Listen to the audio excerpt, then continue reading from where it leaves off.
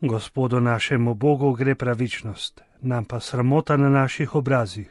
S temi besedami nam prerok Baruh v današnjem berilo govori o neposlušnosti Božji postavi, torej o grehu, a nam istočasno tudi nakaže, katera je prava pot, da prosimo odpuščanje. To je osrednja misel homilije papeža Frančiška med sveto mašo v domu svete Marte. Nihče ne more reči, jaz sem pravičen ali jaz nisem kot tisti ali kot tista. Io sono peccatore. Grešnik sem. Rekel bi, da je to prvo ime, ki ga imamo vsi. Grešniki. Zakaj smo grešniki? Ker smo bili neposlušni. To je vedno v odnosu do Gospoda. Rekel je eno stvar, mi smo storili drugo. Nismo poslušali Gospodovega glasu, čeprav nam je tolikokrat govoril.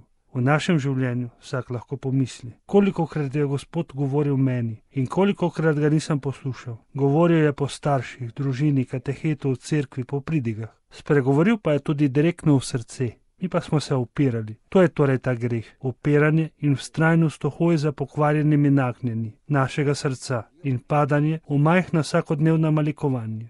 Pohlep, nevoščljivost, sovraštvo in še posebej opravljivost. Ta opravljivost je vojna srca za uničenje drugega. In to je vzrok za greh, kako še piše v Barokovem odlomku. In zgrnile so se nad nas nesreče in prekletstva.